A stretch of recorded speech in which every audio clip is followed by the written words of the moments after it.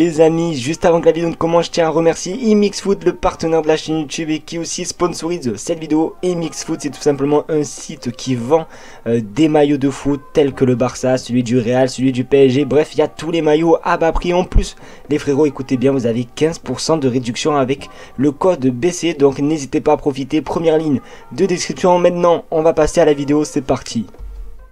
Et salut à tous les amis, c'est Barcetti, j'espère que vous allez bien, moi ça va super. Aujourd'hui, toute nouvelle vidéo sur ma chaîne YouTube, sur l'actualité du Barça. Tu connais d'ailleurs, comme d'habitude les frérots, le petit pouce bleu, l'abonnement et le partage, parce que vous êtes beaucoup à regarder les vidéos, mais vous n'êtes pas beaucoup à être abonnés. Donc je vous fais confiance les frérots, les 10 000 abonnés pour 2023. Et je pense que je vais arrêter de parler, on va passer aux informations, c'est parti.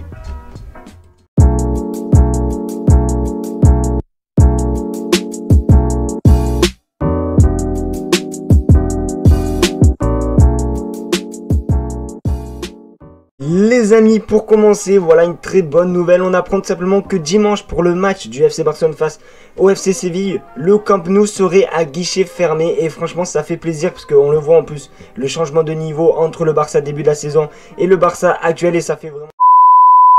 Franchement, ça fait plaisir. Dybala aimerait jouer au FC Barcelone selon Di Marzio, parce que comme vous le savez, Dybala ne renouvelle pas son contrat avec la Juventus et il est libre de signer dans tous les clubs qu'il souhaite et il aimerait tout simplement jouer au FC Barcelone. Alors moi, je vais être honnête avec vous, je prends. Honnêtement, Dybala, je prends.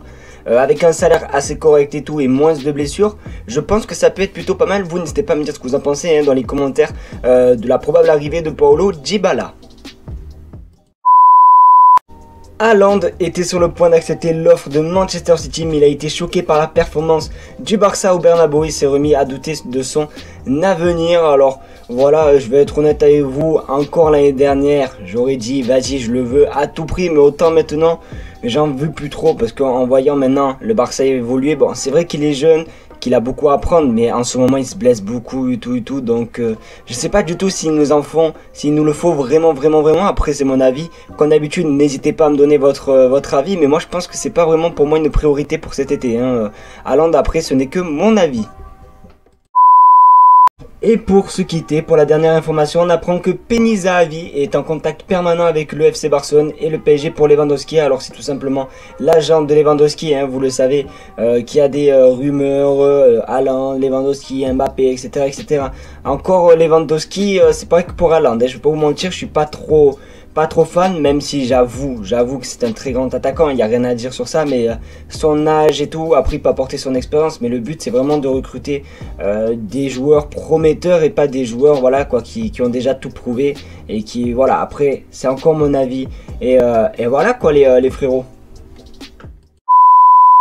Et voilà les amis, c'est déjà malheureusement la fin de cette vidéo. J'espère qu'en tout cas cette dernière vous aura plu. C'est le cas comme d'habitude les frérots. Et oui, le pouce bleu et le partage. En tout cas je vous fais de gros bisous. On se retrouve demain pour un nouveau live, une nouvelle vidéo. Allez, bisous.